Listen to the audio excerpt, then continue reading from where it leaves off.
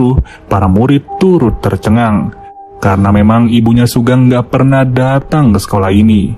Dan dikarenakan hari ini sang ibu terlihat datang, maka masalah itu adalah masalah serius.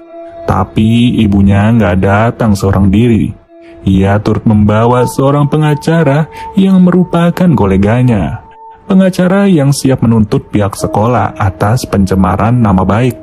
Mau bagaimanapun pihak sekolah menuntut, maka ibunya Sugeng akan selalu menang. Bukan lagi karena status, tapi di tahap inilah uang yang akan bermain. Sebegitu takutnya para guru, wakil kepala sekolah udah gak ada harga dirinya lagi. Bahkan si kepala sekolah yang harusnya tegas pun dibuat ciut. Tak lama, Guru Su terlihat bersujud di hadapan ibunya Sugeng. Guru Su berkata bahwa ia adalah pelaku penyebaran berita itu. Dengan pengakuan mengejutkan tersebut, semua orang merasa tak percaya. Dan sekejap ibunya Sugeng langsung berkata kasar sembari mengancam Guru Su. Si tante diberitahu bahwa Guru Su adalah guru magang yang baru mengajar 4 hari. Awalnya sih si tante meminta si Kepsek untuk memecat Guru Su. Tapi selepas dari itu, Sugeng merasa gak terima. Ia pun mengutuk keras si Kepsek apabila Guru Su benar-benar dipecat. Sugeng berkata bahwa ia masih mau seru-seruan dengan guru tersebut. Dan hasilnya, sang ibu hanya bisa menuruti kemauan anaknya itu. Di sisi lain, Guru Su merasa stres parah. Ia kaget dengan kondisi yang terjadi selama ia magang sebagai seorang guru. Saking stresnya, malam-malam begini, Guru Su nggak mau pulang dan ia sengaja menyantap makanan seorang diri di dalam minimarket. Namun tak lama, datanglah gerombolan Sugeng yang mulai rese. Mereka sengaja datang untuk melakukan satu hal, yaitu merendahkan si guru serta mengucilkannya semaksimal mungkin. Apalagi, foto Guru Su bersama Joni turut disebar seolah-olah mereka berbuat sesuatu. Melihat hal itu, Guru Su sengaja berdiam diri. Ia nggak mau melakukan apapun serta santai aja untuk makan. Dan karena merasa tak dianggap, Sugeng makin kurang ajar. Guru Su benar-benar diperlakukan selayaknya wanita malam. Dan lagi-lagi senjata mereka adalah jepretan foto yang akan disebar kepada para alumni di sekolah mereka.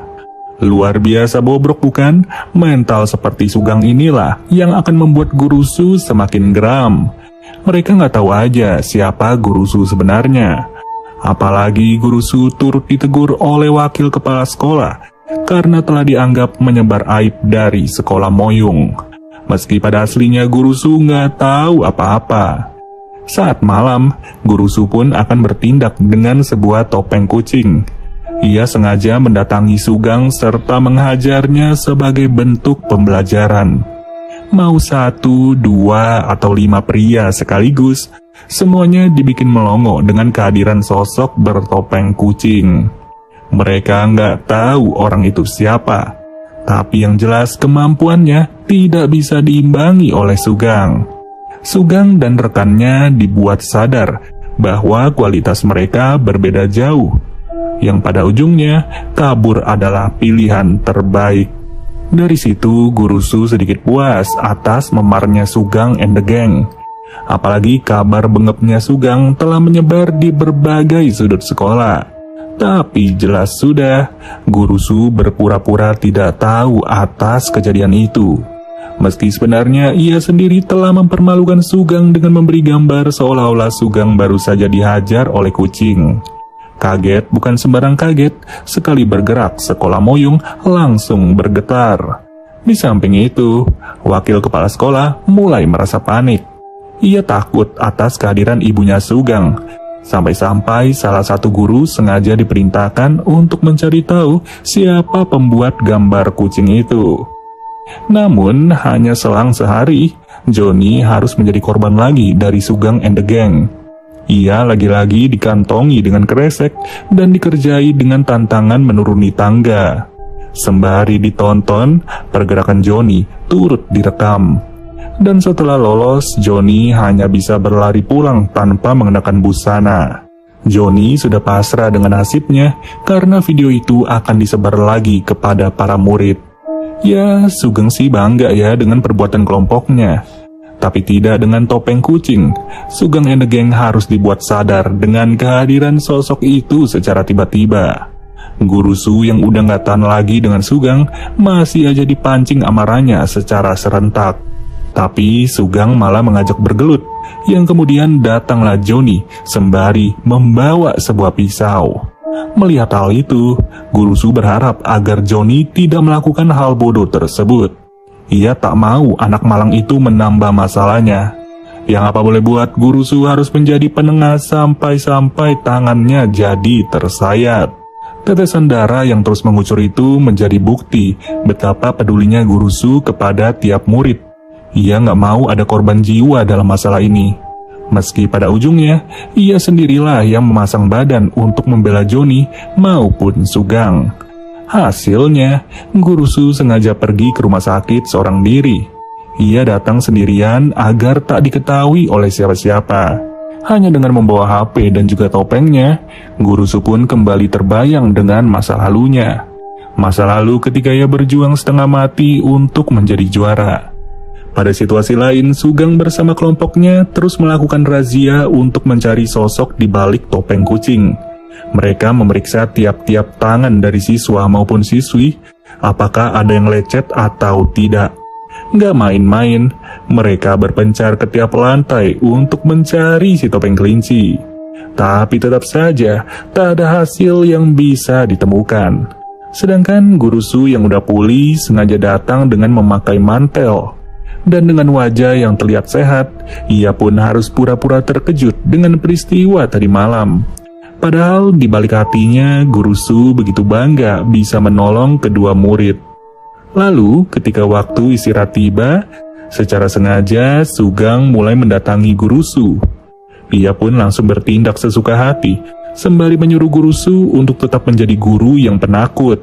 Ia mau Guru Su tetap menjadi seperti ini, serta begitu rela untuk diperlakukan seenak jidat oleh Sugeng.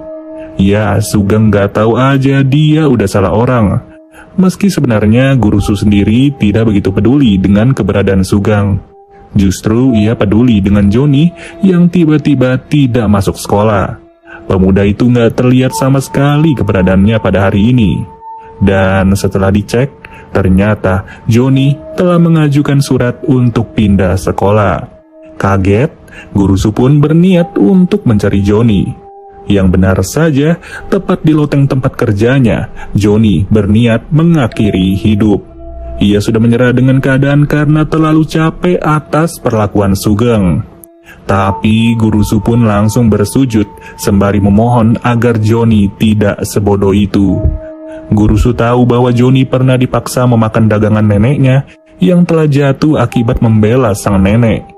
Guru Su juga tahu Joni nggak pernah melawan ataupun berbuat aneh kepada Sugeng.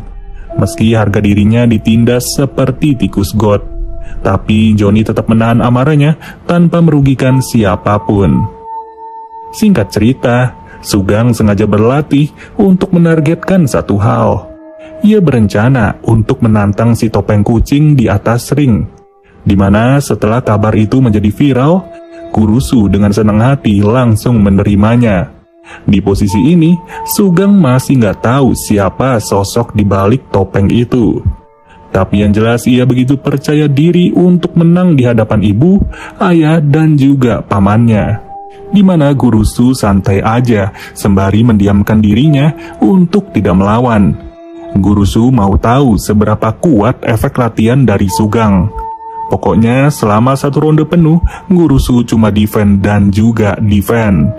Ia rela diolok-olok oleh para penonton sampai-sampai rambutnya pun harus terlihat. Di sini beberapa penonton menduga bahwa si topeng kucing adalah wanita. Ada juga yang menduga tak mungkin, melainkan ia adalah pria dengan rambut gondrong. Dari situ habis sudah kesempatan Sugeng untuk menyerang. Tak ada lagi kesempatan baginya dan sekarang Guru Su langsung mengambil gilirannya. Hanya dengan beberapa gerakan saja, Sugeng benar-benar dihajar seperti anak kecil. Semua orang tercengang dengan gerakan tersebut tanpa ada yang sadar bahwa sosok itu adalah juara dunia. Bahkan ibunya Sugeng sampai minta ampun. Sontak, dukungan langsung berubah lagi kepada si kucing. Yang setelah topeng dibuka, semua orang kaget setengah mampus. Mereka tak menyangka bahwa sosok itu ternyata adalah Guru Su. Guru Su yang benar-benar memberikan pelajaran bukan lagi kepada Sugeng, tetapi pelajaran penting juga bagi murid-murid lain agar mereka tidak berperilaku semena-mena. Mau seberapa kaya, seberapa penting status dan bahkan kedudukannya, toleransi dan sopan santun tetaplah yang pertama. Gengsi dan juga sifat egois tak akan pernah membawa dampak positif. Contoh jelasnya pun langsung terkena kepada Sugeng. Ia dibikin babak belur seperti kue cucur. Di posisi ini, si kepala sekolah yang masih